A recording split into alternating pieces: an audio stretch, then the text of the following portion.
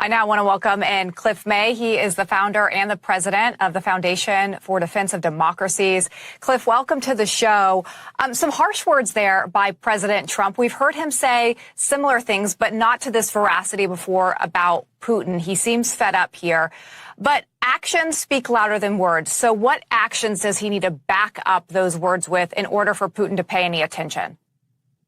He needs to do what he's threatened to do on a number of occasions, Lindsay. He needs to impose, for one thing, devastating sanctions on Putin, on Russia, really squeeze the economy and cause tremendous economic pain.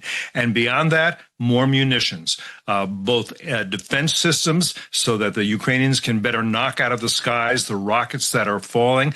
As you pointed out, the last 3 days or so, it's been an unprecedented aerial attack. We're talking about hundreds of drones, cruise missiles, ballistic missiles. The Ukrainians need the ability to stop those before they hit residential buildings and kindergartens and churches and all of the above.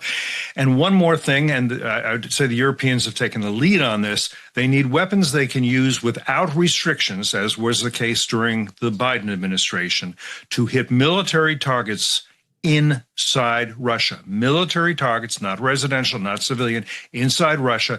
The Biden administration said, look, we'll give you munitions you can use against Russian forces in your country, but not beyond your borders. It's time again to inflict serious pain on Putin. That's what he understands, not carrots. Now it has to be sticks. I think the president has been reluctant to take that step. Maybe he still is, but it's imperative. It is Putin 100% that is preventing a ceasefire. Zelensky has gone along with everything President Trump has asked. And we know that the president was also critical of Vladimir Zelensky, the president of Ukraine, because he had made comments that the U.S. needs to step up their actions. And the president pretty much said, you need to stop talking. Every time you talk, it hinders progress. Is that the case here? Does Zelensky just need to take a back seat and let President Trump do his bidding? Or should this be more of a partnership, not only between the U.S. and Ukraine, but the U.S. and also European allies? I would prefer to see it the latter, more of a partnership. Since Zelensky is doing what he has been asked to do, the mineral deal. He says, you want a comprehensive 30-day ceasefire? I'm for it. I'll do it. I'll stop firing. Just make Putin stop firing at my civilians, at my residential districts, at Kiev, at Odessa, at other cities around the country, at grain repositories, burning up food that could be used for all sorts of things, hitting electrical facilities so people have no power. Get him to stop. I don't understand how Putin can be seen as a charming guy by anybody. I've studied him for more than 20 years. I've studied Russia for more than a half a century. But Trump has had the belief that Putin is a reasonable guy and probably wants peace or a path to peace and wants better trade relations with the U.S. None of that's true. Putin sees himself as a czar. He sees his mission as restoring the Russian Empire.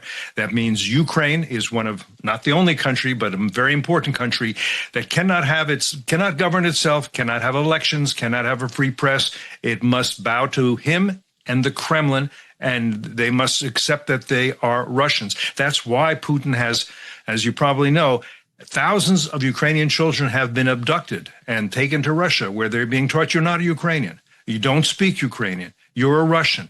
And if your parents told you you were Ukrainian, reject them.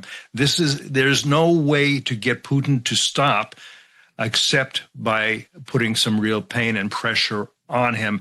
And look, Trump has said things like, maybe I'm being tagged along. Yes, you're being tagged along. Why is Putin doing this? I'm telling you why Putin's doing this. He needs to be advised, and he needs to understand he's been disappointed by Putin, and that needs to have consequences and ramifications. And the president did say he would support sanctions. We know that there is a potential bill in the Senate that would be a 500% sanction on Russian allies who support them. So we'll see if that takes swift action and what levy it may have against Russia and Putin so far. Cliff May, thanks for joining us on this Memorial Day. Good to see you.